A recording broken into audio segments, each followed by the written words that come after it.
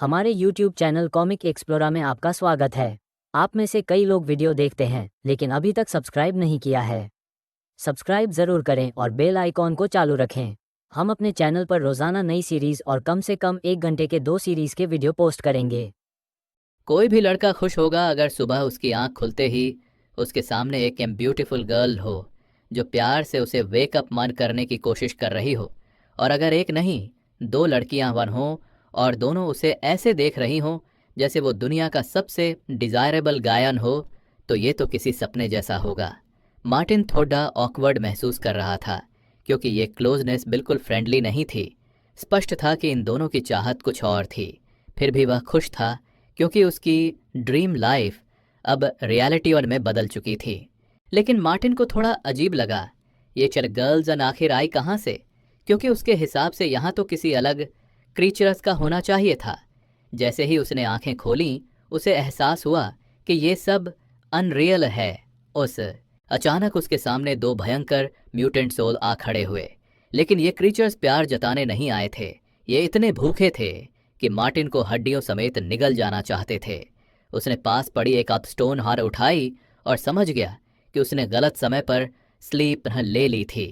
उसने पूरी ताकत से वो आर्थस्टोन पर फेंका ताकि जल्दी एस्केप कर सके। मार्टिन लंबे समय से इस साहिल पोस्ट अपोकलिप्टिक वर्ल्ड में सरवाइव कर रहा था और अब तक काफ़ी अच्छा मैनेज भी कर रहा था। लेकिन हर बीतते दिन के साथ ये बे म्यूटेंट्स और भी ज़्यादा वायलेंट हो रहे थे। मार्टिन ने अपनी आर्थ स्ट्रेंथ वन बचाने के लिए हयेना से दूरी बना ली। बाहर अंधेरा गहराने लगा था और इस दुनिया में घूमना अब पहले से कहीं ज़्यादा खतरनाक था। भूखे बट मॉन्स्टर्स हर जगह घूम रहे थे, इसलिए सबसे सही फैसला ये था कि आज लूट छोड़कर भी अपनी हर लाइफ बचाना ज़्यादा ज़रूरी है। जल्द ही मार्टिन एक पुराने अबैंडन्ड हॉस्पिटल के सामने पहुंचा, जो उसके सीक्रेट हाइडआउट का एंट्रेंस था। इन टूटे फूटे रूइंस के पीछे उसका सुरक्षित संसार छिपा था, जहां मजबूत और आयरन गेट्स उसे हमेशा सुरक्षा देते थे। बाहर से ये जगह भले ही पुरानी और शैबी लगती थी, लेकिन अंदर असल में कई यूजफुल आइटम्स और मौजूद थे। जैसे ही उसने टेरिटोरी में कदम रखा, मार्टिन को अपने बनाए हुए फेमिलियर एनवायरनमेंट वास्त की झलक मिली। दूर से उसे देखकर एक छोटा सा रोबोटिक क्रीचर तेजी से उसके पास आ गया। वो था सेवन, मार्टिन का सबसे वफादार असिस्टेंट। वो अपने व्हील्स पर इतनी तेजी से घूम रहा था कि मार्टिन को कहना पड़ा, काम डाउन सेवन। मार्टिन केवल आधे दिन के लिए बाहर गया था, लेकिन सेवन उसे ऐसे मिल रहा था जैसे बरसों बाद मुलाकात हुई हो। ये बेस मार्टिन का पर्सनल शेल्टर था, जहां इक्विपमेंट, कंप्यूटर्स और सप्लाईज सब मौजूद थे। हालांकि इस वक्त सप्लाईज काफ़ी कम बची थीं। एडमिनिस्ट्रेटर होने के नाते मार्टिन की कई जिम्मेदारियां थीं। ये सब इसलिए ज़रूरी था ताकि टेरिटरी को रिस्टोर किया जा सके। मार्टिन यहाँ आए हुए लगभग आज से 5 मंथ्स ओल्ड हो चुके थे और उसने इस जगह को पूरी तरह अपने कंट्रोल में ले लिया था। असल में ये पूरा गेम वर्ल्ड हद मार्टिन के कंट्रोल की वजह से इतना रियलिस्टिक लग रहा था। जब नए प्लेयर्स पहली बार एड्स देखकर आते तो उन्हें यकीन नहीं होता कि ये सब असली है। लेकिन धीरे धीरे जैसे जैसे वो चैट करते, हर कोई ये मानने लगता कि ये दुनिया असली है। अभी अभी एक नया प्लेयर रोड्रिक पहली बार लॉग इन करके आया था। वो देखकर हैरान रह गया कि ये कंप्यूटर गेम कितनी रियल लगती है। डिटेल इतनी परफेक्ट थी कि प्लेयर पूरी तरह डिजिटल वर्ल्ड में खो गया। मार्टिन ये सब ऑब्जर्व कर रहा था और हर नए रिक्रूट पर खुश होता जा रहा था। प्लेयर्स को अट्रैक्ट करने का सबसे बेस्ट तरीका था वॉइस मैसेजेस भेजना, जिसमें मार्टिन डिटेल में गेम एक्सप्लेन करता और रजिस्टर करने के लिए डायरेक्ट लिंक भी देता था। मार्टिन ने प्लेयर्स को अपने वर्ल्ड में लाने के लिए कई तरीकों का इस्तेमाल किया और ज़्यादातर बार वह सक्सेसफुल भी रहा। काफ़ी लोग उसके फाइनल टास्क को पूरा करने के लिए अप्लाई करते थे ताकि अगले लेवल पर पहुंच सकें। अब वह इस गेम बस का एडमिनिस्ट्रेटर बन चुका था। लेकिन 5 महीने पहले यहाँ आने से पहले वह सिर्फ एक ऑर्डिनरी सेल्स मैनेजर एम था। एक दिन उसने एक बहुत बड़ी डील क्लोज की थी, इसलिए उसने सोचा थोड़ा सेलिब्रेट किया जाए और कुछ ड्रिंक्स ले लीं। अचानक उसे सीने में जोर की टाइटनेस महसूस हुई और अगले ही पल उसके कानों में एक तेज़ हाई पिच्ड साउंड गूंज उठी, जिससे उसकी कॉन्शियसनेस धीरे धीरे फेड होने लगी। वह उस भयानक सेकंड को कभी नहीं भूल पाएगा जिसने उसकी पूरी रियलिटी बदल दी। उस नए वर्ल्ड की शुरुआत बयां करना आसान नहीं है, लेकिन इतना ज़रूर था कि ये एक्सपीरियंस प्लेजेंट बिल्कुल नहीं था। आंखें खोलते ही उसे एहसास हुआ कि अब कोई वे बैक नहीं है। किसी ने उसे एक ऐसे स्पेस में भेज दिया था जो खतरों से भरा हुआ था। वह खुद को एक असली पोस्ट अपोकलिप्टिक वर्ल्ड में पाकर पूरी तरह शॉक में था। पहले उसने सोचा यह शायद किसी प्रैंक का हिस्सा है, किसी फिल्म सेटास का लोकेशन होगा। इसीलिए वह बेतहाशा भाग रहा था ताकि जल्दी से जल्दी इस जगह से बाहर निकल सके। लेकिन रास्ता उसकी एक्सपेक्टेशन से काफ़ी लंबा था। चारों तरफ बस वही वीरान टेरेन फैली थी, जहां सामान्य रोड्स की जगह सिर्फ मिट्टी, टूटे बिखरे बिल्डिंग्स और डिबरी पड़ी थीं। जैसे ही उसने अपनी रिफ्लेक्शन देखी, उसे एहसास हुआ कि वह अब पूरी तरह एक अलग इंसान बन चुका है। तभी उसने फिर से वही हाई फ्रीक्वेंसी साउंड सुनी जो उसने अपनी रियल वर्ल्ड की आखिरी सेकंड्स में भी सुनी थी। अचानक उसकी आंखों के सामने एक सिस्टम नोटिफिकेशन विंडो आ गई। इस पोस्ट अपोकैलिप्टिक वर्ल्ड एड में उसे एक स्कैवेंजर बनने की रोल सिस्टम ने पहले से तय कर रखी थी। उसका पहला थॉट था पुलिस को कॉल करने का, लेकिन उसे याद आया कि वो भागते समय अपना मोबाइल फ़ोन खो चुका था। भूख और थकान से वह एमलेसली पूरे दिन वेस्टलैंड में घूमता रहा। कुछ देर बाद उसके अंदर तेज भूख की लहर दौड़ गई। अब सबसे पहले कुछ खाने की ज़रूरत थी, वरना ये गेम चिट्स उसकी प्लानिंग से काफ़ी पहले ख़त्म हो जाती। तभी उसे आश्चर्य हुआ जब वह एक ह्यूमन सेटलमेंट वाद के पास पहुंचा। एंट्रेंस पर कोई इंसान नहीं था, लेकिन थोड़ा अंदर जाते ही उसे दो अजीब से सेटलर्स दिखाई दिए। शायद अब वक्त था इस दुनिया और इस सेटलमेंट के बारे में ज़्यादा जानने का। अचानक उसने एक पुरुष आवाज़ सुनी जो उससे पूछ रही थी कि वह किस शेल्टर से आया है। वो भाषा उसने पहले कभी नहीं सुनी थी, लेकिन शायद इस दुनिया में आते ही वह इसे बोलने में सक्षम हो गया था। तभी एक बंदूकधारी आदमी वॉल्टर बो ने उसकी कनपटी पर बैरल टिकाते हुए पूछताछ शुरू कर दी। मार्टिन मुस्कुराते हुए बोला कि वह यहाँ एक्सीडेंटली आ गया और बस खाने की तलाश में गुजर रहा था। अगले ही सेकंड उसे समझ आ गया कि वॉल्टर मजाक नहीं कर रहा। तभी एक तेज गोली चली, लेकिन वह मार्टिन पर नहीं बल्कि एक विशाल म्यूटेंट पर चलाई गई जो सेटलमेंट के बहुत करीब आ गया था। ओल्ड वॉल्टर ने चेतावनी दी, वेस्टलैंड खेलने की जगह नहीं है, बिना फायर आर्म के यहाँ भटकना बेवकूफ़ी है। वो बोला, नहीं तो एक दिन तुम्हें मॉन्स्टर्स खा जाएंगे और तुम नेक्स्ट वर्ल्ड में चले जाओगे। वॉल्टर सही था। 5 महीने की सर्वाइवल के बाद मार्टिन ने इस नई रियलिटीज को बेहतर समझना शुरू कर दिया था।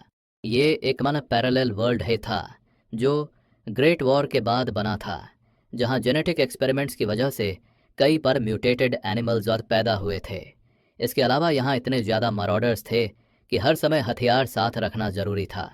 करीब 5 महीने पहले वह पहली बार इस जगह आया था और तब से हर दिन सर्वाइवल के लिए लड़ रहा था। लेकिन अब भी एक सवाल बाकी था, ये लगातार सुनाई देने वाली हाई फ्रीक्वेंसी साउंड ऑफ आखिर आ कहाँ से रही थी? वह जवाब उसे जल्द ही मिलने वाला था, जब वह इस जगह के सच्चे गुरु शान से मिलने वाला था, जो इस दुनिया के हर रहस्य को जानते थे। अभी के लिए सबसे सही कदम था अपनी बेस पर लौटना, क्योंकि इस अबैंडन्ड हॉस्पिटल में उसके अलावा कोई नहीं था। हर गुजरते मिनट वो आवाज़ और तेज़ होती जा रही थी। मार्टिन को महसूस हो रहा था कि वो साउंड यहीं कहीं आसपास से आ रही है। जैसे जैसे वह आगे बढ़ता, साउंड और स्पष्ट होती जाती। इसका मतलब था कि वो सही दिशा में जा रहा था। अचानक वह रुक गया, क्योंकि उसने सोचा भी नहीं था कि हॉस्पिटल के नीचे इतना बड़ा हॉल होगा। उसने कमरे के आखिर में एक विशाल गेट देखा जो पेट ब्राइट नियॉन लाइट ऑन की थ्रेड्स से चमक रहा था। आवाज़ उस गेट के पीछे छिपे हुए रूम से आ रही थी, जो अभी उसकी नज़रों से ओझल था। अचानक उसे ऐसा लगा जैसे किसी इनर वॉइस ने उसे कमांड दी हो कि सीक्रेट डोर का मैकेनिज्म एक्टिवेट करे।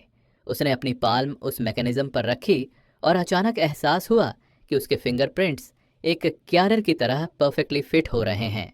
आयरन डोर धीरे धीरे खुलने लगी, जिसका मतलब था कि मार्टिन की अब तक की मेहनत बेकार नहीं गई।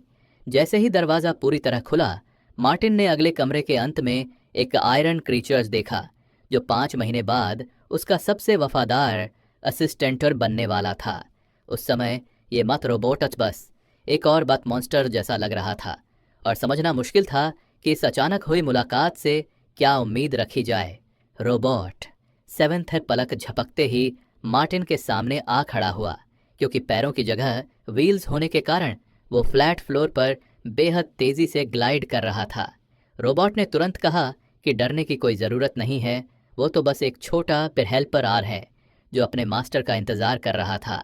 फिर उसने अनाउंस किया कि मार्टिन अब इस टिपस गेम पबायत का एडमिनिस्ट्रेटर्स बन चुका है और उसे यहाँ का पूरा कंट्रोल मिल गया है। सिस्टम विंडो में देखते ही मार्टिन को एहसास हुआ कि उसका लेवल सच में स्कैवेंजर से एडमिनिस्ट्रेटरेस में अपग्रेड हो चुका है।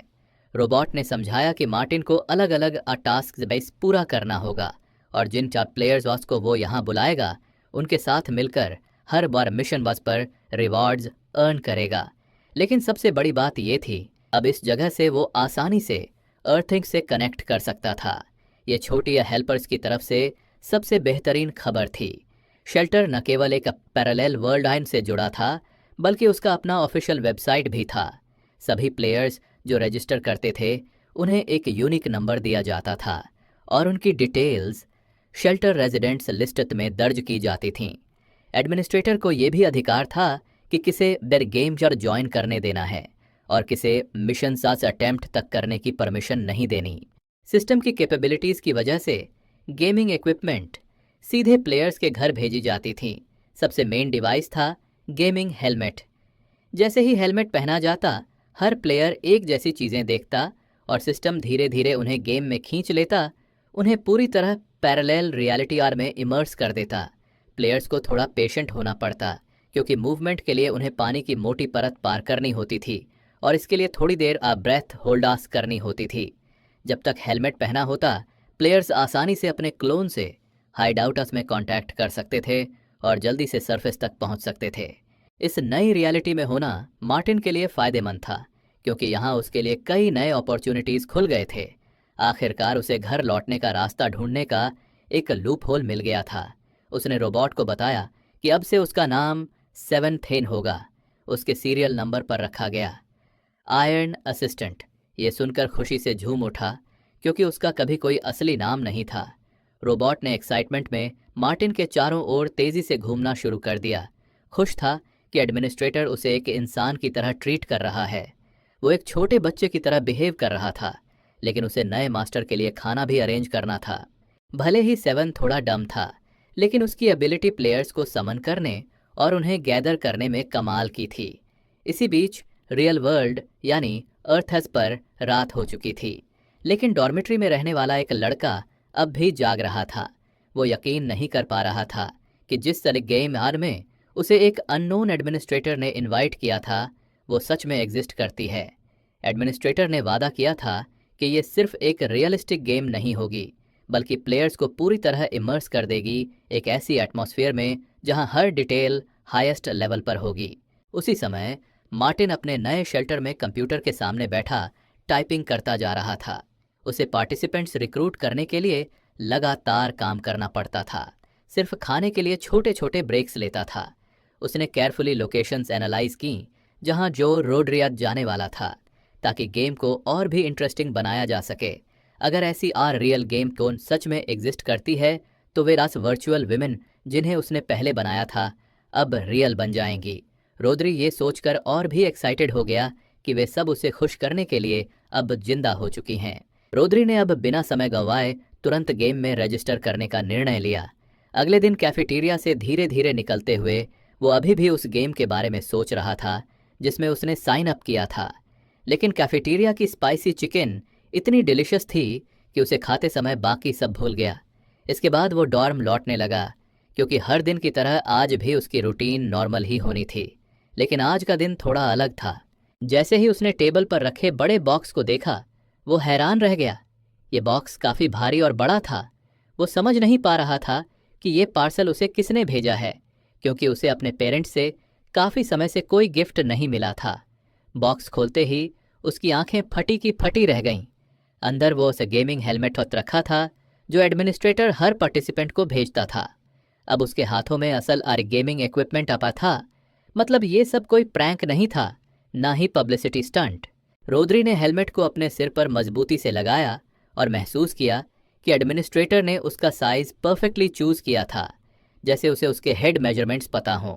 ये सब उसे काफ़ी स्ट्रेंज लग रहा था, लेकिन अब वह ईगर था मार्टिन द्वारा वादा किए गए रियल सेंसेशंस ओज एक्सपीरियंस करने के लिए। अचानक उसकी आंखों के सामने एक लिट टनल घूमने लगा जो रोड्री को सीधे पैरेलल रियलिटी में खींच ले गया। इस नई रियलिटी की ब्राइटनेस इतनी ज्यादा थी कि वो आंखें बंद करने को मजबूर हो गया। अब वो ईगरली इंतजार कर रहा था कि अपनी वर्चुअल गर्लफ्रेंड्स को रियल में लाकर उनके साथ इस दुनिया में पूरी तरह इमर्स हो सके। वो असली दुनिया थी टेम्पटेशन और प्लेजर्स की। रोद्री पूरी तरह तैयार था उस स्पेस में एंटर करने के लिए जहां उसके सारे सपने रियलिटी बन सकते थे। वो उम्मीद कर रहा था कि एडमिनिस्ट्रेटर ने रियल सेंसेशन स्पेस के बारे में झूठ नहीं बोला होगा, लेकिन अचानक उसे एहसास हुआ कि एक इम्पॉर्टेंट कंडीशन उसकी ब्यूटीफुल लाइफ की सारी ड्रीम्स खत्म कर सकती है। टनल के बिल्कुल अंत में उसे सिस्टम नोटिफिकेशंस दिखाई दी। आज तक गेम लॉन्च होने में एग्जैक्टली 72 आवर्स बस बचे थे। मतलब रोद्री को पूरा 3 दिन इंतजार करना पड़ेगा ताकि वो गेम में पूरी तरह इमर्स हो सके। रोद्री समझ नहीं पा रहा था कि एडमिनिस्ट्रेटर ने इतना लंबा वेटिंग पीरियड क्यों रखा। डॉर्म में पूरे जोर से चिल्लाने का कोई फायदा नहीं था क्योंकि बहुत सारे स्टूडेंट्स पहले ही सो चुके थे और सीक्रेटली रोद्री को नापसंद करते थे। अच्छा ये था कि रोद्री जल्दी से मेंबर बनने के लिए अग्री हो गया क्योंकि इससे एडमिनिस्ट्रेटर को फायदा था। उसी समय मार्टिन अब भी कंप्यूटर के सामने बैठा था और सोच रहा था कि सब कुछ काफ़ी अच्छे से चल रहा है। चैट में काफ़ी देर से नई गेम की डिस्कशन हो रही थी और बहुत सारे यूजर्स अब प्लेयर्स बनने को तैयार थे। कई लोग अलग अलग गेमिंग हेलमेट्स मांग रहे थे और अब मार्टिन को उन्हें सही मॉडल देने का वादा करना पड़ रहा था। हेलमेट किसी भी प्लेयर से सिंक हो सकता था, लेकिन हर गेम अकाउंट सिर्फ एक यूज़र बना सकता था। अच्छा ये था कि मार्टिन ने पहले उन लोगों को लिखना शुरू किया जिनके साथ वो पहले समय बिताता था। उसे नए एक्वेंटेंसेस की चिंता नहीं करनी पड़ी। दादाजी की डेथ के बाद मार्टिन ने अपने रिलेटिव्स से सारे टाइज तोड़ दिए थे और अब शायद धरती पर सबको लगता होगा कि वो मर चुका है। मार्टिन ने अपने असिस्टेंट की तरफ देखते हुए उसे याद दिलाया कि उनकी साइट बहुत प्रिमिटिव है और उन्हें कम से कम एक एट फोरोमास बनाना होगा। इनिशियल कंस्ट्रक्शन के लिए काफ़ी मैनुअल वर्क चाहिए था, इसलिए ज़्यादा मेल प्लेयर्स रिक्रूट करने पड़ते। इसलिए मेन पेज पर ऐसा कंटेंट डालना था जो लड़कों को अट्रैक्ट करे। मार्टिन ने सुझाव दिया कि एक ब्यूटीफुल गर्ल की इमेज वहाँ लगानी चाहिए। ये आइडिया तुरंत काम कर गया। साइट पर विजिट करते हुए रोद्री को फिर से अपने सपने याद आ गए, अपनी वर्चुअल गर्लफ्रेंड्स को रियल खाली बनाने के। अब मार्टिन को जाट गेम लॉन्च के लिए तैयार होना था और उसने 7 को साइट को 3 दिनों में इम्प्रूव करने का ऑर्डर दिया। लेकिन रोबोट को समझ नहीं आ रहा था कि एडमिनिस्ट्रेटर ने सिर्फ उन 4 हेलमेट्स जैसे क्यों भेजे जबकि पहले से उनके 11 प्लेयर्स मौजूद थे। भले ही मार्टिन सभी को एक्सेप्ट करना चाहता था, लेकिन 11 प्लेयर्स अवेलेबल टैंक्स का सिर्फ 2% आर ही कवर कर पाते। अब उनके पास खाना बहुत कम था, इसलिए जितने कम प्लेयर्स होंगे उतने ही फ्यूअर हंग्री माउथ्स होंगे। मार्टिन ने डिसाइड किया कि फ़िलहाल इन चोर प्लेयर्स पर फोकस करेगा और बाकी को बाद में इनवाइट करेगा। आखिर सिस्टम्स टास्क पूरा करने के लिए 4 प्लेयर्स ही काफ़ी थे और अननेसेसरी लोगों को खिलाने की ज़रूरत नहीं थी। अचानक सिस्टम ने मार्टिन को रिवॉर्ड के तौर पर एक नानो कार्बन बॉडी आर्मर दिया और ये हाई टेक इक्विपमेंट तुरंत अवेलेबल हो गया। लेकिन ये आर्मर उतना मॉडर्न नहीं था जितना वो इस रैंडम बॉक्स वेस जो उसका इंतज़ार कर रहा था। बॉक्सेस अलग अलग लेवल्स के थे जिनमें मेडिसिन श्योरहास वेपन्स ताल मिलते थे क्योंकि म्यूटेंट्स से कई एनकाउंटर्स होने वाले थे। मार्टिन सोच रहा था कि क्या वो 5 पॉइंट्स खर्च करके एक रेगुलर बॉक्स ले या 100 पॉइंट्स सेव करके सीधा वेपन ले। लेकिन सोचने का समय नहीं था क्योंकि उसके जर्नल्स में एक नया और टास्क पहले से ऐड हो चुका था। जर्नल को जल्दी से पढ़ते ही मार्टिन को समझ आ गया कि इस मिशन से उसे एक साथ 100 एक्सपीरियंस पॉइंट्स मिलने वाले हैं। ये उसके सारे एक्सपेंसेस कवर करने के लिए काफ़ी था। उसने डिसाइड किया कि इस रिवॉर्ड का इस्तेमाल करके अभी बॉक्स ओपन करेगा जिसमें वेपन्स मिलें। रोबोट ने तुरंत एडमिनिस्ट्रेटर के ऑर्डर एग्जीक्यूट किए और थोड़ी ही देर में इन्वेंट्री वाला बॉक्स मार्टिन के सामने खुलने लगा। शुरू में ऐसा लग रहा था जैसे किसी ब्लॉकबस्टर मूवी का स्पेशल इफेक्ट हो। फ्लोर पर गहरा धुआं भर गया था जैसे किसी एक्सप्लोजन के बाद स्मोक हो। कुछ देर वेट करने के बाद मार्टिन को एहसास हुआ कि इस दुनिया की हर चीज़ उतनी रियल नहीं है जितनी दिखती है। इन्वेंट्री में मिले रिवॉर्ड्स उसे बिल्कुल भी इम्प्रेस नहीं कर पाए और वो किसी फॉर्मिडेबल वेपन जैसे नहीं लग रहे थे। अगर उसे खाना चाहिए था तो सिस्टम थोड़ा जेनरस हो सकता था और उसे ज़्यादा कैंडी दे सकता था। लेकिन उन आइटम्स के बीच अचानक उसे एक नोट दिखाई दी जिसने उसे तुरंत अट्रैक्ट कर लिया। नोट पर लिखा था, अगर ये इन्वेंट्रीज की 5th आइटम एड है तो तुम्हें ये लेटर पहले पढ़ लेना चाहिए था। नोट खोलते ही मार्टिन ने देखा कि उस पर इस पैरेलल वर्ल्ड एस की लोकल लैंग्वेज में वर्ड्स लिखे थे। उसे बहुत सरप्राइज हुआ जब उसे एहसास हुआ कि वो अब इस लैंग्वेज को न सिर्फ समझ सकता है बल्कि पढ़ भी सकता है। दुर्भाग्य से वो नोट पुराने एडमिनिस्ट्रेटर की थी जिसने इन्वेंट्री से सारी वैल्यूएबल चीज़ें पहले ही ले ली थीं और ये बेकार सामान यहीं छोड़ दिया था। लेकिन किसी ने ह्यूमन एक्सटर्मिनेशन एरायत में इतनी एडवांस टेक्नोलॉजी डेवलप की थी। आयरन असिस्टेंट को पिछले एडमिनिस्ट्रेटर का नाम नहीं पता था क्योंकि उसका प्रोग्राम तभी लॉन्च हुआ था जब मार्टिन ने शेल्टर में एंटर किया था। मार्टिन को यकीन था कि शेल्टर में प्रीवियस एडमिनिस्ट्रेटर के बारे में कम से कम कुछ जानकारी ज़रूर होनी चाहिए। उसने तुरंत होलोग्राम एक्टिवेट की और इस शेल्टर के आर्काइव्स को केयरफुली स्टडी करना शुरू किया। लास्ट वॉर में दोनों पक्षों ने एक दूसरे को पूरी तरह डिस्ट्रॉय कर दिया था और खुद भी खत्म हो गए थे। वॉर के बाद ह्यूमैनिटी एक नए ईरा में पहुंची जिसे वेस्टलैंडस कहा गया। लेकिन रोबोट को प्रीवियस एडमिनिस्ट्रेटर के बारे में कुछ भी नहीं मिला। एडमिनिस्ट्रेटर्स ऑफ द वॉल्ट के बारे में मार्टिन को और जानकारी चाहिए थी, लेकिन उसने डिसाइड किया कि इस इशू को अभी के लिए पोस्टपोन करना सही होगा क्योंकि प्लेयर्स एग्जैक्टली 3 दिनों चाट में आने वाले थे। फिलहाल वो थोड़ी देर के लिए वॉक पर जाने वाला था और रिसाइकलिंग सेंटर भी रुकने का प्लान था। बाहर निकलने से पहले उसने रोबोट से कहा कि वो बेस संभालेगा और मार्टिन एक इम्पॉर्टेंट टास्क पूरा करके वापस लौटेगा। जल्द ही मार्टिन ने डिसाइड किया कि उसे बाद सर्वाइवर्स कैंप रेस जाना होगा ताकि वहाँ से कुछ सप्लाईज मिल सकें जो शायद वहाँ बची होंगी। शेल्टर से निकलने का रास्ता खतरों से भरा हुआ था क्योंकि वहाँ से एक चूहा तक नहीं गुजर सकता था 2 सिरों वाली हाइएनास के कारण। इन हाइएनास का पूरा रूप रंग वाइल्ड हंगर और दिखाता था और उनकी नज़रों में आना मौत को दावत देने जैसा था। लेकिन ऐसा हो ही गया। मार्टिन समझ गया कि ये हाइएनास दूर से ही उसे स्मेल कर सकती हैं। कैंप की तरफ जाते समय वो 2 भूखी हाइएनास से टकरा गया और ये एनकाउंटर उसके लिए काफ़ी अनप्लेजेंट साबित हुआ। कई दिनों से मार्टिन इन इलाकों में था और हंग्री म्यूटेंट्स से लड़ने के लिए तैयार भी था। जब तक तुम्हारे पास और वेपन और हो, 2 मॉन्स्टर्स से लड़ना ज़्यादा मुश्किल नहीं। वो हर क्रीचर को अपने अवेलेबल वेपन से डिस्ट्रॉय कर सकता था, वो भी बिना एक्सपीरियंस पॉइंट्स खर्च किए। लेकिन पैक की तरफ देखते ही उसे एहसास हुआ कि मॉन्स्टर्स हमला नहीं कर रहे, मतलब डेंजर फिलहाल टल चुका था। ये म्यूटेंट्स एक सर्वाइवर सेट के लिए सबसे बड़ी थ्रेट थे। इनके बीच कुछ स्ट्रॉन्ग और कुछ वीक इंडिविजुअल्स थे। 2 सिरों वाली हाइनास बहुत स्ट्रॉन्ग नहीं होती, लेकिन वो अक्सर अपने पैक से 1-2 मेंबर्स को स्काउट हट के लिए भेजती हैं। इस मामले में वो म्यूटेटेड कॉकरोचेस से बहुत अलग नहीं थीं क्योंकि कॉकरोचेस भी ग्रुप्स में हंट करते थे। जिन अनलकी सोल्स को ये पकड़ लेते उनका एंड हमेशा एक जैसा होता था। अंधेरे में इनकी संख्या गिनना मुश्किल था और एक गलती जानलेवा हो सकती थी। जल्द ही मार्टिन ऑफ सर्वाइवर्स कैंप पहुंचा और उम्मीद कर रहा था कि ये कोशिश बेकार नहीं जाएगी। सबसे पहले उसे रिसाइकलिंग सेंटर जाना था ताकि लोकल ओनर से कुछ चिप्स ले सके।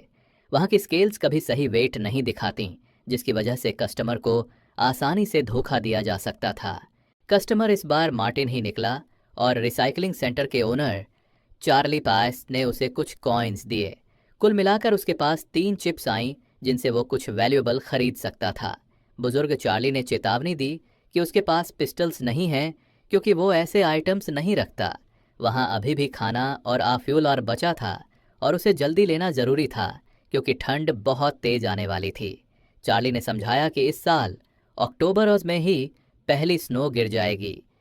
म्यूटेंट्स अब भी आने वाली सर्दी के लिए तैयारी करने लगे थे और ये खबर किसी भी सर्वाइवर के लिए ख़राब थी। सर्दियों में ये समझ पाना बहुत मुश्किल हो जाता था कि स्नो के नीचे म्यूटेंट छुपा है या वैल्यूएबल मेटल। जैसे ही स्नो शुरू होती, ट्रैवलिंग मर्चेंट्स यहाँ आना बंद कर देते और अपने अपने लैंड्स में रुक जाते। रिस्क लेकर शहर जाया जा सकता था, जो यहाँ से कई किलोमीटर्स दूर था क्योंकि वहाँ के मार्केट्स अभी भी खुले थे। ओल्ड चार्ली ने मार्टिन को इस दुनिया की रियलिटी समझाई क्योंकि इससे पहले वो भी एक शेल्टर में रहता था। अतीत में उसे स्लेव ट्रेडर्स ने पकड़ लिया था और ऑक्शन में बेच दिया था, जहां उसे कैंप के हेड ने खरीद लिया। इसके बाद चार्ली को स्कैवेंजर्स को मैनेज करने का टास्क मिला था और वो इसे पूरा कर लेता अगर केओस न मचा होता। शायद वो इंजीनियर, डॉक्टर या साइंटिस्ट भी बन सकता था, जैसे उसके एंसेस्टर्स थे। चार्ली मार्टिन की लाइफ में एक महत्वपूर्ण रोल निभा रहा था और आज उसने मार्टिन से ज्यादा केयरफुल रहने को कहा। बुजुर्ग उसे हमेशा देखता रहता था क्योंकि वो उसे किसी और शेल्टर का सर्वाइवर समझता था, जबकि मार्टिन की असली लाइफ नहीं जानता था।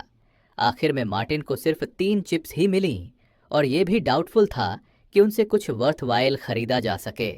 जब उसने काउंट किया तो पता चला कि उसके पास कुल 8 चिप्स हो चुकी थीं। अब उसके हाथों में पूरे परिवार की किस्मत थी, लेकिन ये भी एक नया शेल्टर बिल्ड करने के लिए काफ़ी नहीं था। सबसे पहले शेल्टर के आसपास के एरिया को रिस्टोर करना था और इसके लिए ज़रूरी टूल्स भी खरीदने थे। ये गेम यार हाइपर रियलिस्टिक थी, मतलब प्लेयर्स को शुरुआत बिल्कुल बॉटम से करनी होगी। उन्हें अपने रेगुलर वर्क को याद रखना होगा और जो भी टूल्स मार्टिन अरेंज कर पाए उनसे काम करना होगा। खाने का भी खास ध्यान रखना होगा क्योंकि पहले कुछ हफ्तों तक नए प्लेयर्स ठीक से हंट नहीं कर पाएंगे। एक बार क्लोन प्लेयर के साथ सिंक हो जाता है तो वो एक किट लिविंग बीइंग आज बन जाएगा, मतलब उसे खाना भी चाहिए होगा।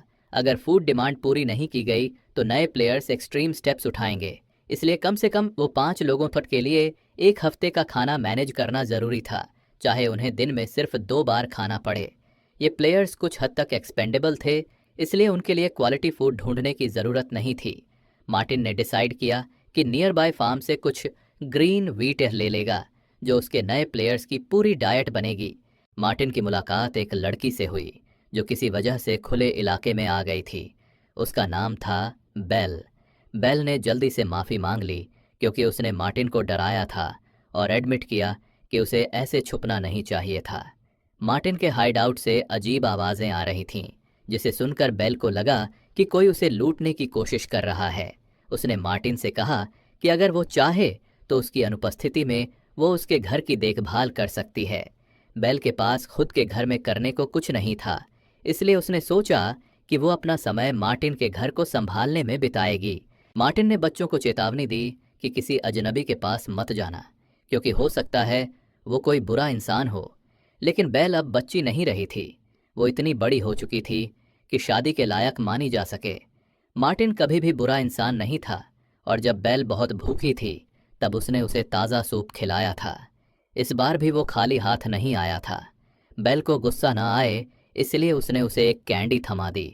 बेल ने रैपर हटाए बिना उसे काटने की कोशिश की क्योंकि उसे नहीं पता था कि असली स्वाद अंदर छुपा है। मार्टिन समझ गया कि यहाँ के लोकल बच्चों को ऐसी रेयर स्वीट्स की आदत नहीं है, इसलिए उसे थोड़ी मदद करनी पड़ी। रैपर हटाने के बाद बेल के लिए उस लॉलीपॉप का स्वाद लेना काफ़ी आसान हो गया, जिसकी वो काफ़ी समय से हकदार थी। बेल जेन्युइनली सरप्राइज हो गई मार्टिन की इस जेस्चर से और काफ़ी देर तक कैंडी को देखती रही। असल दुनिया में ये बच्ची अभी स्कूल में होनी चाहिए थी, लेकिन यहाँ उसे बस हार्डशिप सहने पड़ रहे थे।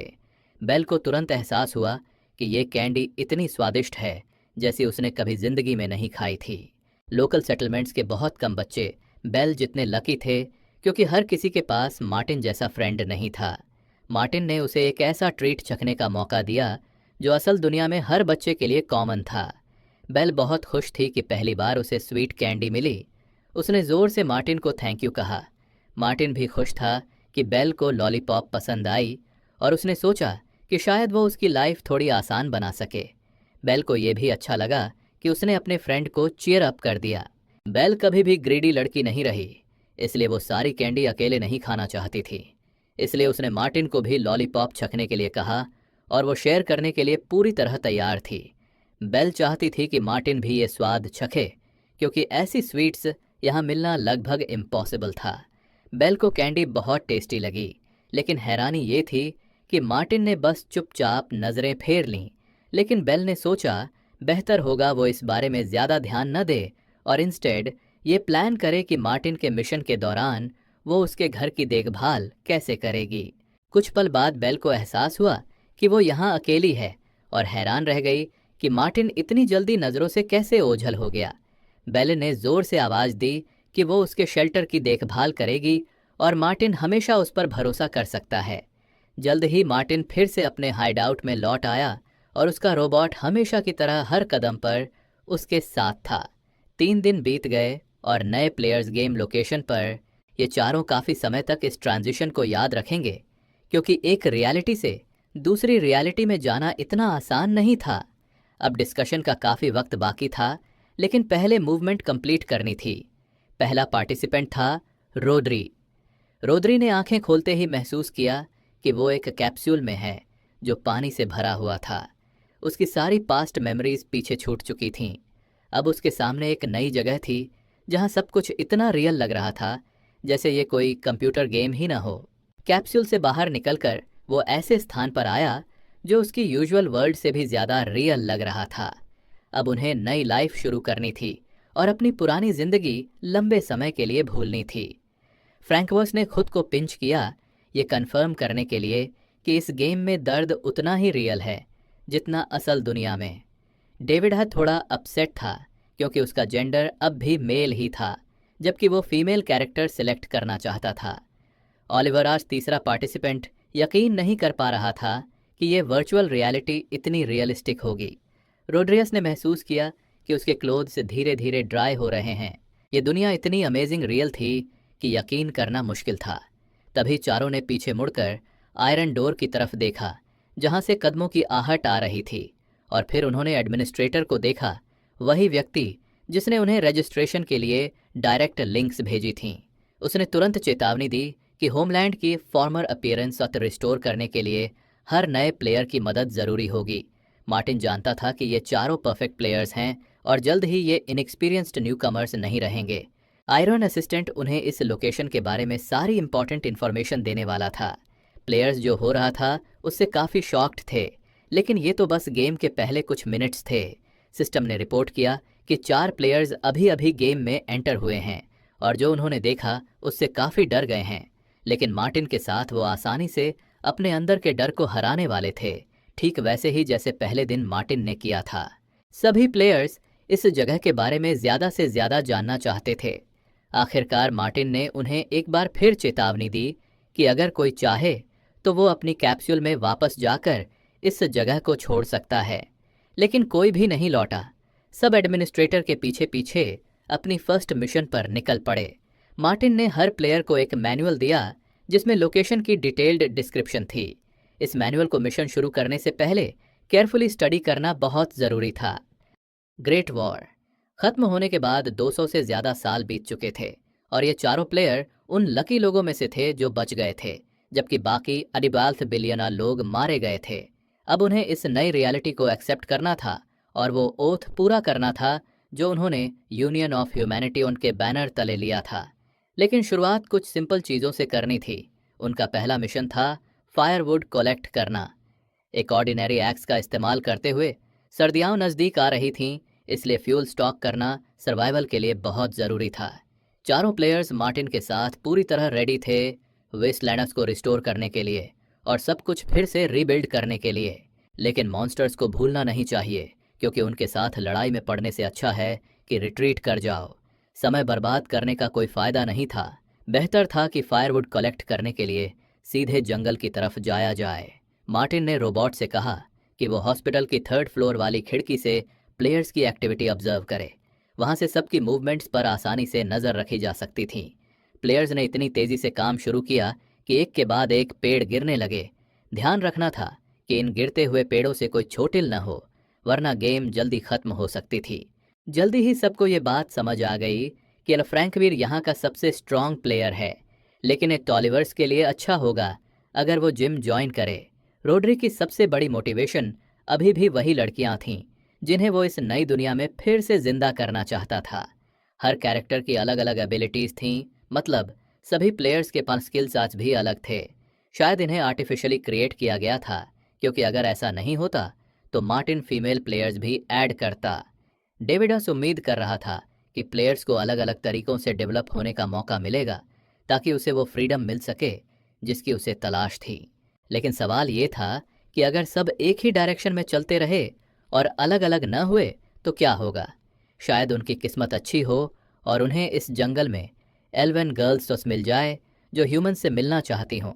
लेकिन ब्यूटीफुल सेटलमेंट्स की जगह अगर वो किसी मॉन्स्टर से टकरा गए तो ये और ख़तरनाक हो सकता था।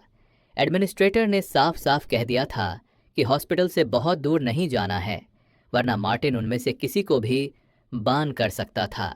इस जगह पर एडमिनिस्ट्रेटर के ऑर्डर्स सबसे ऊपर थे और शेल्टर के हर इन्हेबिटेंट को उन्हें मानना ही होगा। रोदरी को समझ नहीं आ रहा था कि उसे एडमिनिस्ट्रेटर की हर बात क्यों माननी चाहिए। ऐसा लग रहा था जैसे मार्टिन उसके लिए गॉड की जगह ले चुका है। अगले ही पल उसे अपने सवाल का जवाब मिलने वाला था, लेकिन यह जवाब उसे पसंद नहीं आने वाला था। अचानक उसे महसूस हुआ कि आसपास की एटमॉस्फेयर पूरी तरह बदल गई है। क्या हो रहा था? बस एक सेकंड बाद किसी चीज़ ने तेज रफ्तार से ज़मीन पर टक्कर मारी, जैसे कोई रॉकेटबाज पास में गिरा हो। ज़मीन पर गिरते ही रोदरी ने आसमान की तरफ देखा, जहां उसने वो क्रीचर देखा जो इस दुनिया में पहला असली खतरा था। वो लगभग मारा ही गया था और इसके पीछे आसमान के क्रीचर्स जिम्मेदार थे। तभी उसे एहसास हुआ कि उसके सामने एक असली विंग्ड मॉन्स्टर्स है, जो उसकी दुनिया की साधारण चिड़िया जैसा बिल्कुल नहीं दिखता था। साधारण चिड़ियाँ इस तरह ह्यूमंस का शिकार नहीं करती जैसा इस मॉन्स्टर की भूखी आंखों में दिख रहा था। रोबोट अपने मास्टर के लिए काम कर रहा था और उसी ने सबसे पहले इस अटैक को नोटिस किया। रोबोट तेजी से बेस की ओर भागा और रिपोर्ट किया कि सिचुएशन बहुत सीरियस है और मार्टिन के बिना हैंडल नहीं होगी। सिस्टम नोटिफिकेशन केयरफुली पढ़ने के बाद मार्टिन को समझ आया कि उसने थोड़ी लापरवाही की है और यह उसकी गलती थी। मैनुअल की स्मॉल प्रिंट में स्पष्ट लिखा था कि शेल्टर में एक एक्टिव मैटर एक्सट्रैक्टर है। मैनुअल के मुताबिक अगर सही तरह से इस्तेमाल हो तो एक्सट्रैक्टर के जरिए मॉन्स्टर्स को भी कंट्रोल किया जा सकता है। लेकिन फिलहाल इस इक्विपमेंट का इस्तेमाल पोस्टपोन करना ही सही था, क्योंकि अभी सिचुएशन बहुत अर्जेंट थी। रोबोट ने फिर से बताया कि म्यूटेंट्स ने अटैक कर दिया है। हॉस्पिटल के नॉर्थ साइड पर एक ह्यूज बर्ड प्लेयर्स पर हमला कर रही थी और यही सबसे पहले संभालना था। अब मार्टिन को याद आया कि किसी भी प्लेयर के पास अभी कोई एक्सपीरियंस नहीं है, इसलिए वो उस क्रीचर के लिए ईजी प्रे बन सकते हैं। मॉन्स्टर को भी ये समझ आ चुका था कि प्लेयर्स अभी अभी इस दुनिया में आए हैं, वरना वो ऐसे खतरनाक इलाकों में कभी नहीं घूमते। ये क्रीचर्स हमेशा से जंगल के ऊपर चक्कर लगाते रहते थे, लेकिन अब पहली बार इनमें से एक प्लेयर्स को नोटिस कर पाया। दिखने में वो एक विशाल रेवन हॉर्न जैसी थी, लेकिन उसकी आंखों से स्पष्ट पता चलता था कि वो बहुत पहले म्यूटेट हो चुकी थी। रोदरी कभी इस गेम में रजिस्टर न करता अगर मार्टिन पहले ही उसे ये सब बता देता, लेकिन इस पर बात करने का ये सही समय नहीं था। सबसे पहले उस मॉन्स्टर से निपटने का तरीका खोजना ज़रूरी था। फ्रैंकस के लिए ये एक असली चैलेंज था और उसे पूरा यकीन था कि वो कर लेगा। मार्टिन के साथ होने की वजह से प्लेयर्स को किसी चीज़ का डर नहीं था। अगर एनिमी खुद अटैक न करे और ग्राउंड पर नीचे न आए तो प्लान पर टिके रहना था और लड़ाई शुरू नहीं करनी थी। सभी प्लेयर्स में सबसे ज़्यादा ऑलिवर्स ब्रेव निकला और फाइट करने को तैयार था, लेकिन अगले ही सेकंड उसे एहसास हुआ कि उसका पार्टनर जहां उसे कवर करना था वहां से गायब हो चुका है। तभी उसे पता चला कि बाकी प्लेयर्स काफ़ी पहले ही झाड़ियों में छुप गए हैं और पहले जैसी बोल्डनेस अब नहीं दिखा रहे। मॉन्स्टर अब भी पास ही था और तभी एक प्लेयर ने उसकी डायरेक्शन में पत्थर फेंका। म्यूटेंट ने नीचे देखा तो उसे एक और प्लेयर दिखा जो बाकियों से काफ़ी अलग था। उसके हाथ में ठीक वही पत्थर था। वो बिना डरे एम्बुश से बाहर निकला और सीधे लड़ाई में उतर गया। ये प्लेयर मार्टिन था, जिसने अगले ही पल एक और पत्थर फेंका, उम्मीद करते हुए कि ये बर्ड म्यूटेंटस गिर जाएगा। लेकिन ये ट्रिक काम नहीं आई। इस बड़े मॉन्स्टर के खिलाफ कुछ और इंटरेस्टिंग करना पड़ने वाला था। मार्टिन के पास हमेशा ज़रूरी टूल्स रहते थे और वो उन्हें यूज़ करने में माहिर था। इस दुनिया के जानवर अब भी जानवर ही थे और फ्रंटल अटैक के अलावा कुछ और सोच नहीं सकते थे। लेकिन ह्यूमंस के पास टूल्स थे जिनका सही इस्तेमाल फाइट में काम आ सकता था। भले ही इस क्रीचर का दिमाग अपने रिश्तेदारों से बेहतर काम कर रहा हो, लेकिन फिर भी वो इंसान जितना हद स्मार्ट नहीं हो सकता। यही बात मार्टिन के काम आई। इसके अलावा उसके पास काफ़ी और एक्सपीरियंस भी था। उसने सटीक निशाना लगाकर एक बात मेटल रॉड डे म्यूटेंट की तरफ फेंकी, जो उसे चीरते हुए पार निकल गई और फाइट वहीं ख़त्म हो गई। ये लड़ाई शुरू होने से पहले ही ख़त्म हो चुकी थी। ये मानना पड़ेगा कि मार्टिन वाकई में बहुत स्ट्रांग था। यहाँ तक कि फ्रैंक, जो सबसे पहले फाइट करने को तैयार था, वो भी बाकी सबके साथ झाड़ियों में छुप गया। लेकिन एडमिनिस्ट्रेटर ने अपना वादा निभाया और उस समय हेल्प के लिए मौजूद था जब उसकी सबसे ज़्यादा ज़रूरत थी। रोस्ट हुआ म्यूटेंट एक बेहतरीन डिनर बना। मार्टिन ने उसे स्क्यूअर करके खुले आसमान के नीचे ताज़ा पकाया। खाने की क्वालिटी को लेकर चिंता करने की कोई ज़रूरत नहीं थी, क्योंकि मार्टिन ने खुद उसे अच्छी तरह फ्राई किया था। खाना खाते समय उसने ये भी समझाया कि सिर्फ बर्ड्स और लैंड एनिमल्स ही नहीं, बल्कि कुछ बैक्टीरिया भी म्यूटेट हो सकते हैं। म्यूटेंट्स अब हर एक प्लेयर के लिए सबसे बड़ी थ्रेट्स में से थे। कई केसेस में ह्यूमंस खुद म्यूटेंट से ज़्यादा खतरनाक साबित हो सकते थे, और अफसोस ये था कि वो इस दुनिया में भी वैसा ही व्यवहार करते थे जैसा नॉर्मल वर्ल्ड में। फूड जल्दी रेडी होने वाला था, क्योंकि वेस्टलैंड में हर रोज़ फ्राइड मीट खाना पॉसिबल नहीं था। बचा हुआ खाना रेफ्रिजरेटर में रखा जा सकता था, लेकिन ऐसा लग्जरी आइटम सिर्फ लीडर ऑफ सर्वाइवर्स कैंपन के पास था। प्लेयर्स ने पहली बार कैंप लीडर के बारे में सुना, जो अपने ग्रुप के साथ काफ़ी समय से एक कासल में रह रहा था। रोड्रियाद का सपना था कि एक दिन उसके पास भी अपना कासल हो, जहां सुंदर मेड्स उसका स्वागत करें। उसकी इमेजिनेशन में कम से कम 3 मेड्स उसके लिए मौजूद थीं, जो उसकी हर विश पूरी करें। सावधानी से डेविड वॉज ने पूछा कि उन्हें कितना फायरवुड कलेक्ट करना होगा ताकि ये टास्क कंप्लीट हो। मार्टिन ने समझाया कि जितना ज़्यादा हो सके फायरवुड कलेक्ट करना होगा, क्योंकि अगर सर्दियाँ बहुत ठंडी पड़ीं तो मुश्किलें बढ़ सकती हैं। लेकिन असली चिंता ये थी कि प्लेयर्स कोई स्टूपिड मिस्टेक न करें, जिससे उन्हें बाद में ट्रबल में न पड़ना पड़े। मार्टिन ने सोचा क्यों ना बड़े बोनस पॉइंट सिस्टम लागू किया जाए, जिससे प्लेयर्स रिवॉर्ड्स अर्न कर सकें। उसने रूल बनाया, अगर कोई लकड़ी हाथ जितनी मोटी होगी तो उसे 1 पॉइंट मिलेगा, और अगर लकड़ी जांघ जितनी मोटी है तो उसे 2 पॉइंट्स मिलेंगे। इस नए एक करेंसी सिस्टम से प्रखत्र में प्लेयर्स वैल्यूएबल आइटम्स और स्वादिष्ट खाना बाय कर सकते थे जब टास्क कंप्लीट होगा। मार्टिन ये समझा ही रहा था कि प्लेयर्स तेजी से और पेड़ काटने में लग गए। दिन खत्म होने तक कुछ प्लेयर्स थककर जमीन पर गिर पड़े। कड़ी मेहनत के बाद चारों प्लेयर्स कुल पाली से 2000 बोनस पॉइंट्स और अर्न करने में सफल रहे। मार्टिन ने उन्हें उनकी जीत पर बधाई दी। फ्रैंकेस ने अकेले ही 800 से ज़्यादा पॉइंट्स अर्न किए और वो इस टास्क का चैंपियन बना। रोद्रीबात और इस डेविडॉस ने भी शानदार प्रदर्शन किया और 400 से ज़्यादा पॉइंट्स कमाए, जिससे एडमिनिस्ट्रेटर काफ़ी प्रभावित हुआ। सिर्फ ओलिवर इस सबसे पीछे रहा और उसके पॉइंट्स 300 तक भी नहीं पहुंचे। फिर भी प्लेयर्स ने मार्टिन की एक्सपेक्टेशन से कहीं बेहतर परफॉर्मेंस दी और ओलिवर के साथ अपना खाना शेयर भी किया। मार्टिन ने मजाक में कहा कि अगर उसने 100 पेड़ काटने पर सिर्फ 2 कैंडीज दी होती तो ये सब उसे ही काट डालते। प्लेयर्स अपने बोनस पॉइंट्स को आइटम्स में एक्सचेंज कर सकते थे और साथ ही कॉइन्स फॉर रेजरेक्शन भी अर्न कर सकते थे, जो आमतौर पर 3 दिन लेते हैं। इसलिए ज़्यादा से ज़्यादा पॉइंट्स कलेक्ट करना ज़रूरी था ताकि गेम अपडेट से पहले सब फ़ायदा उठा सकें। मार्टिन चाहता था कि उन्हें रिवॉर्ड में चिप्स दे, लेकिन उसके पास खुद बहुत कम थीं। तभी डेविडॉप ने नोटिस किया कि उनके बेस पर इलेक्ट्रिसिटी बर नहीं है, और उसने सजेस्ट किया कि अगर कोई चाहे तो वहाँ जनरेटर इंस्टॉल कर सकते हैं। मार्टिन ने डिसाइड किया कि वो इस प्रॉब्लम को खुद सॉल्व करेगा।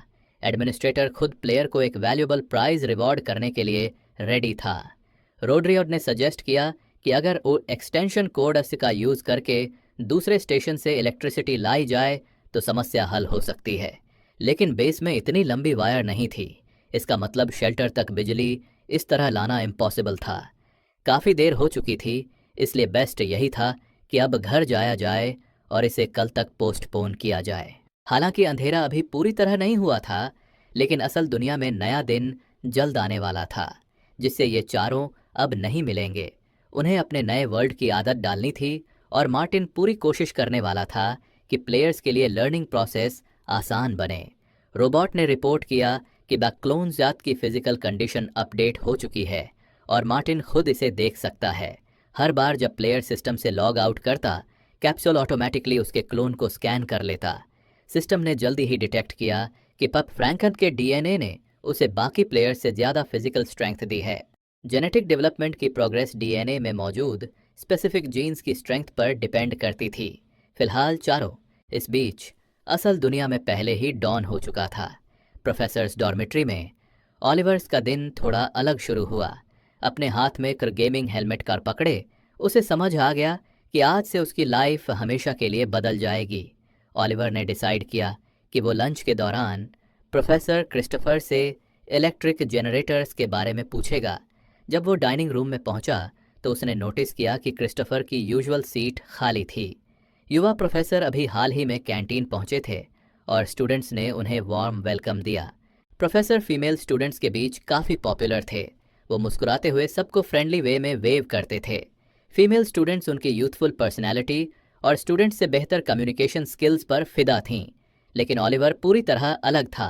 वो प्रिटेंड कर रहा था जैसे वो एक न्यूज़ मैगजीन पढ़ रहा हो, हालांकि उसकी इंटरेस्ट बस जनरेटर के बारे में पूछने की थी। ऑलिवर ने हाल ही में एक सी पोस्ट अपोकलिप्टिक वर्ल्ड ऑन पर आर्टिकल पढ़ा था और उसे लगा कि क्रिस्टोफर को यह टॉपिक इंटरेस्टिंग लगेगा। लेकिन क्रिस्टोफर दूसरी चीज़ों में बिजी थे और ऐसे फिक्शनल टॉपिक्स में कोई इंटरेस्ट नहीं था। फिर भी ऑलिवर यह समझना चाहता था कि अगर वो ऐसी दुनिया में फंस जाए तो इलेक्ट्रिसिटी जनरेट कैसे की जा सकती है। क्रिस्टोफर अब ऐसी कहानियों को सीरियसली नहीं लेते थे और उम्मीद कर रहे थे कि कॉन्वर्सेशन किसी और टॉपिक पर हो। अचानक क्रिस्टोफर अपनी सीट से उठे और ऑलिवर की आंखों में सीधे देखा। ऑलिवर नहीं समझ पाया कि क्रिस्टोफर ऐसा रिएक्ट क्यों कर रहे हैं, जैसे उन्होंने उसके कल के एडवेंचर के बारे में गेस कर लिया हो।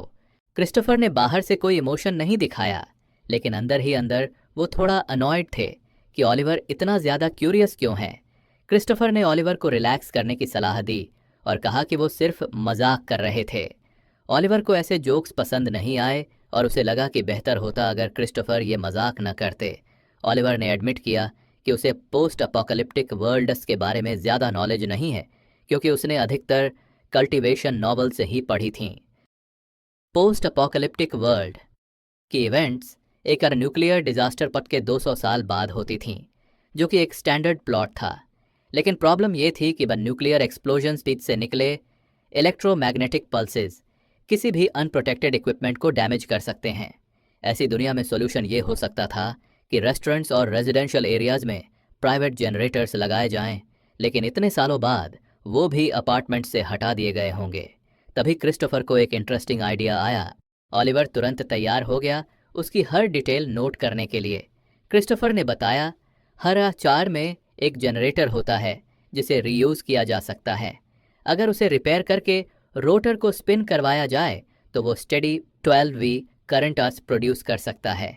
ये करंट एक छोटे रूम को इल्यूमिनेट करने के लिए काफ़ी है और ऐसा जनरेटर काफ़ी लंबे समय तक काम कर सकता है।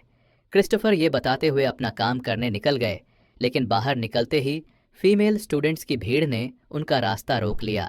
स्टूडेंट्स ने अपने यंग टीचर से हेल्प मांगी क्योंकि उन्हें नई नॉलेज एक्वायर करने में काफ़ी दिक्कत हो रही थी। हालांकि ऑलिवर अपना मेन टास्क कंप्लीट कर चुका था। अब उसे एडमिनिस्ट्रेटर से पूछना था कि सूटेबल चारोस कहाँ मिल सकती है। तभी उसकी फ़ोन पॉकेट में वाइब्रेट हुई। शायद गेम के बारे में नई इन्फॉर्मेशन आई थी। चैट खोलते ही ऑलिवर को पता चला कि डेविड इस वक्त काफ़ी देर से गेम के बारे में अपने एक्सपीरियंसेस शेयर कर रहा है और डिटेल्ड इमोशंस लिख रहा है। डेविड काफ़ी समय से कंप्यूटर पर था, हालांकि उसका ये हॉबी डोनेशन से थोड़ी सी इनकम भी देता था। आज उसने अपने स्ट्रीम व्यूअर्स को बड़े उत्साह से ग्रीट किया क्योंकि वो उन्हें सब कुछ बताना चाहता था। ये बात उसी एडमिनिस्ट्रेटर मार्टिन और उसके आयरन असिस्टेंट्स के बारे में थी। डेविड ने कहा कि दोनों के पास ऐसी इन्फॉर्मेशन है जो सिर्फ किसी रियल इंसान के पास हो सकती है। उम्मीद थी कि व्यूअर्स में से कोई ऐसा होगा जो इस रियलिस्टिक गेम में हिस्सा लेना चाहे। अचानक मॉनिटर की तरफ देखकर उसे एहसास हुआ कि मार्टिन भी ऑनलाइन है और उसकी लाइव ब्रॉडकास्ट देख रहा है। डेविड गलत नहीं था। सच में मार्टिन अब तक स्क्रीन के उस पार सब क्लोजली वॉच कर रहा था। हालांकि नए प्लेयर्स रिक्रूट करने में जल्दबाजी नहीं करनी थी क्योंकि अगले ग्रुप के लिए अभी तक टेस्ट्स प्रिपेयर नहीं हुए थे। डेविड ने अपने स्ट्रीम पार्टिसिपेंट्स के लिए एक ग्रुप चैट भी बना ली और नेचुरली मार्टिन को उसका एडमिन बना दिया।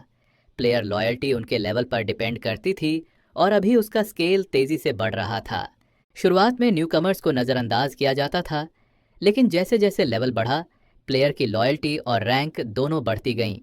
लॉयल्टी जल्दी बढ़ाने के लिए एडमिनिस्ट्रेटर द्वारा दिए गए मिशंस कंप्लीट ऑन करना बहुत ज़रूरी था। रोड्रिच को तो नोज ब्लीड तक हो गया जब उसने वो लड़कियां देखीं जिनकी लॉयल्टी एब्सोल्यूट लेवल तक जा सकती थी। अब ऑफिशियल वेबसाइट पर पूरी इन्फॉर्मेशन देखी जा सकती थी और मार्टिन के लिए खुद काम शुरू करने का समय आ गया था। क्लोन वॉच के साथ पहली सिंक्रोनाइजेशन सक्सेसफुल रही और अब नेक्स्ट स्टेज शुरू किया जा सकता था। प्लेयर्स को अपने क्लोन के साथ सिंक होने के लिए ऑफिशियल गेमिंग हेलमेट की ज़रूरत थी। अचानक मार्टिन ने असिस्टेंट से पूछा कि क्या वो अपना कॉन्शियसनेस मस्क किसी क्लोन से कनेक्ट कर सकता है अगर उसके पास ऐसा हेलमेट हो। दुर्भाग्य से रोबोट के पास मार्टिन के डीएनए डेटा नहीं थे, इसलिए क्लोन कंट्रोल संभव नहीं था। लेकिन निराश होने की ज़रूरत नहीं थी, शायद कोई और तरीका मौजूद हो। उदाहरण के लिए मार्टिन की कैरेक्टरिस्टिक्स किसी भी क्लोन से कई गुना ज़्यादा थीं, मतलब इन्हें किसी तरह यूज़ किया जा सकता था। अजीब था कि उसका डीएनए डेटाबेस में नहीं था। क्या मार्टिन की अपीयरेंस पहले एडमिनिस्ट्रेटर की प्लान्स का हिस्सा नहीं थी? तभी सिस्टम ने उसे एक नई नोटिफिकेशन भेजी। इस बार उसे एक और रिवॉर्ड मिलने वाला था। अब उसके पास इतने पॉइंट्स हो गए थे कि वो एक आई माइड लेवल बॉक्स और ओपन कर सके। जैसे ही उसने इन्वेंट्री खोली, उसे एहसास हुआ कि प्राइस उसकी एक्सपेक्टेशंस के अनुसार नहीं था। हैवी वेपन की जगह उसे ऐसा आइटम मिला जो उसकी स्ट्रेंथ बस थोड़ी सी इंक्रीज कर सकता था।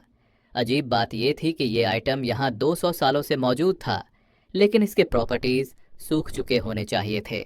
रोबोट ने रिमाइंड कराया कि यहाँ की हर चीज़ हाईएस्ट क्वालिटी बिन की है, इसलिए ये आइटम भी परफेक्टली वर्क करेगा।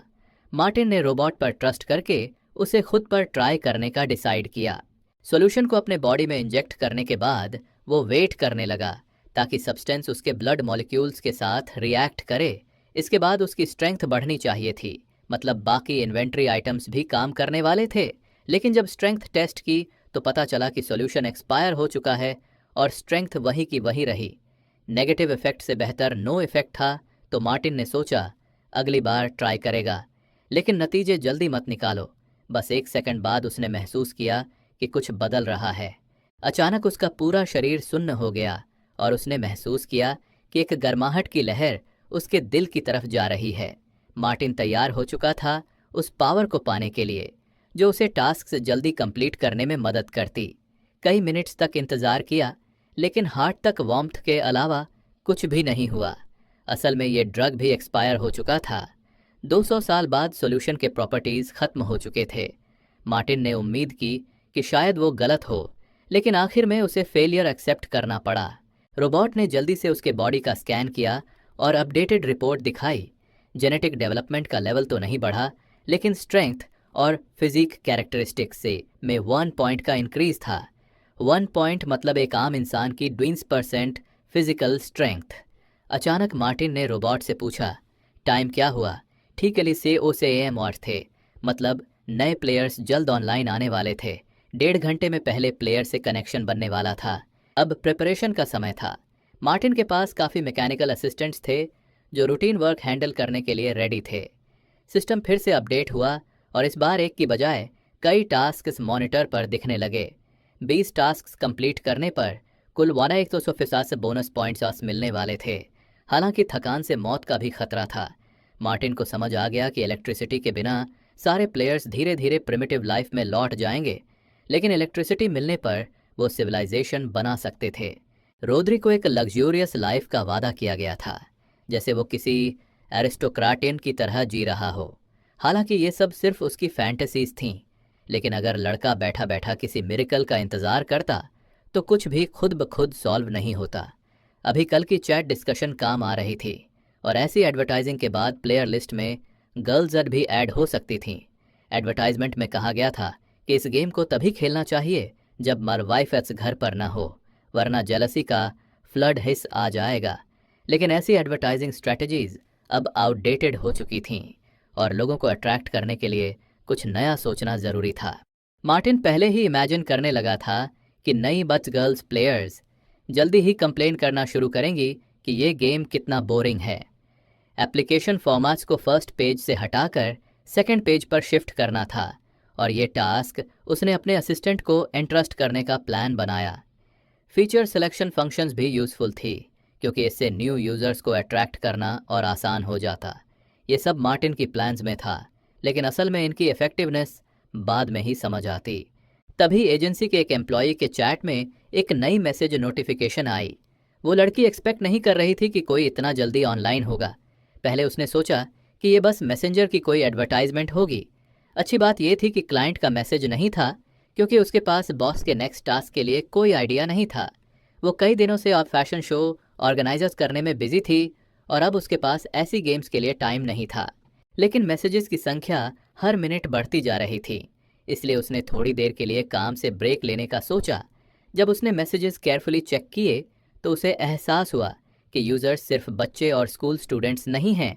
नई गेम के एडमिनिस्ट्रेटर मार्टिन से शायद एक डेवलपर था और साइट के पेजेस एडिट करना जानता था। ये देखना इंटरेस्टिंग था कि उसने इस बार क्या चेंजेस किए हैं और साइट का डिज़ाइन कैसे बदला है। पहले पेज पर उसे एक नई एडवर्टाइजमेंट दिखी और उसने उसे ध्यान से पढ़ना शुरू कर दिया। एडवर्टाइजमेंट में मार्टिन ने बताया कि गेम के आइटम्स क्या क्या बेनिफिट्स देते हैं। प्लेयर अपना बेस एजिलिटी लेवल से बहुत जल्दी बढ़ा सकता है और उसकी रिएक्शन स्पीड ऑन भी इंस्टेंटली इम्प्रूव हो सकती है। वो आसानी से बुलेट्स डॉज कर सकता है, जबकि बाकी प्लेयर्स ईजी टारगेट्स बन जाएंगे। फिजिक भी प्लेयर की सर्वाइवेबिलिटी और रेजिलियंस तय करता है, जो हेल्थ रिजेनरेशन की स्पीड पर सीधा असर डालता है। इंटेलिजेंस के भी कई एडवांटेजेस थे और ये लॉजिकल थिंकिंग से अलग थी। इंटेलिजेंस की हेल्प से प्लेयर आसानी से प्रिडिक्ट कर सकता है कि कहाँ हंट करना है ताकि खतरनाक म्यूटेंट्स से सामना न हो। प्लेयर ऐसी जगहों पर भी वैल्यूएबल ऑब्जेक्ट्स ढूंढ सकता है जहां बाकी लोग उन्हें मिस कर जाते। हर स्टेप पर प्लेयर्स को ऑब्स्टिकल्स मिलेंगे और सिर्फ नई एबिलिटीज़ की मदद से वो डिफीट से बच सकते हैं। लेकिन लड़की को इस गेम में कुछ भी नया नहीं लगा। मतलब एडमिनिस्ट्रेटर ने कोई स्पेशल चीज़ इंट्रोड्यूस नहीं की थी। मुख्य फ़र्क बस इतना था कि हर प्लेयर अपनी अपीयरेंस खुद चूज़ कर सकता था और उसी फॉर्म में मिशंस कंप्लीट कर सकता था। असल ज़िंदगी में आप डिसाइड नहीं कर सकते कि आप कैसे पैदा होंगे, और गेम में भी लाइफ की तरह सब कुछ अपलोडेड डीएनए पर डिपेंड करता था।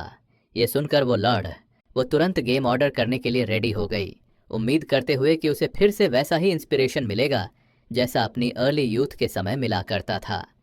जेसिका को नहीं पता था कि उसका इंस्पिरेशन सर्च उसे कहाँ ले जाएगी और ये गेम उसकी रियल लाइफ पर कैसा असर डालेगी। रजिस्ट्रेशन सक्सेसफुल हो चुकी थी और अब बस इंतज़ार था कि एडमिनिस्ट्रेटर गेम लॉन्च करे। मार्टिन नए प्लेयर्स को एक्सेप्ट करने के लिए पूरी तरह रेडी था और इस बार रजिस्ट्रेशन पहले से ज़्यादा एक्टिव थी। जैसा उसने सोचा था, प्रमोशंस गेम जितनी ही इम्पॉर्टेंट थी और हर गुड प्रोडक्ट को एडवर्टाइजिंग की ज़रूरत होती है। बहुत कम समय बचा था और अब इम्पॉर्टेंट मैटर्स पर ध्यान देने का समय था। प्लेयर्स को गेम में लॉग इन कर लेना चाहिए था, इसलिए मार्टिन ने बाकी कंसर्न्स कल के लिए टाल दिए। रोड्री पर फिर से पहला प्लेयर था जो बोस पैरेलल रियलिटी आर्स में एंटर हुआ, फेमिलियर अंडर वाटर पोर्टल के जरिए। जल्दी ही बाकी प्लेयर्स भी बेस तक पहुंच गए, जहां रोबोट ने उनका खुशी से स्वागत किया। नई एबिलिटीज़ कुछ प्लेयर्स को अपसेट कर रही थीं और डेविड आज समझ नहीं पा रहा था कि उसे पुर एजिलिटी पट क्यों मिली। लेकिन एक प्लेयर अपनी एबिलिटी से नहीं बल्कि इस बात से ज़्यादा परेशान था कि पास में एक टॉयलेट हाउस कहाँ है। रोड्री सब और सह नहीं पाया और रोबोट से डिमांड की कि वो तुरंत रास्ता दिखाए। प्रॉब्लम ये थी कि वहाँ कोई टॉयलेट था ही नहीं, लेकिन वो ये काम बाकी प्लेयर्स और एडमिनिस्ट्रेटर के सामने नहीं कर सकता था। रोड्री खुद को कंट्रोल करने की बहुत कोशिश कर रहा था ताकि मार्टिन के सामने एम्बैरस न हो, लेकिन उसका पेशेंस लगभग ख़त्म हो चुका था। उधर मार्टिन वहाँ आ चुका था और उसने सभी को तुरंत लाइन में खड़े होने का ऑर्डर दिया। सभी ने मार्टिन का ऑर्डर जल्दी से फॉलो किया, लेकिन रोड रेस के लिए जगह पर खड़ा रहना सबसे मुश्किल था। समय बीतता गया और अब उनके पास पहले दिन से भी ज़्यादा काम था। मार्टिन ने समझाया कि उन्हें बस सप्लाईज स्टॉकस करनी होंगी, जिनमें ड्रिंकिंग वाटर, जार फ्यूल और दूसरे एसेंशियल आइटम्स शामिल थे। आखिरकार फ्रैंकन फिर से अपनी मसल्स स्ट्रेच कर सकता था और ओलिवर बे अपनी इंटेलिजेंस शोकेस करने वाला था, जिसने उसे रियल वर्ल्ड में कभी फेल नहीं किया था। अगर किसी को और क्वेश्चंस नहीं हैं तो वो लोग टास्क शुरू कर सकते थे। हालांकि रोड्री के लिए मिशन शुरू करना इम्पॉसिबल था जब तक वो जल्दी से टॉयलेट न जाता। लगता था मार्टिन ने इस प्रॉब्लम के बारे में पहले से नहीं सोचा था और जैसे जैसे प्लेयर्स की संख्या बढ़ेगी ये समस्या अनसॉल्वेबल हो सकती थी। अचानक बाकी पार्टिसिपेंट्स को भी टॉयलेट जाने की ज़रूरत पड़ गई, लेकिन किसी कारण से मार्टिन एग्जिट की तरफ बढ़ा। गेम में डायरिया रियल लाइफ जैसा ही था,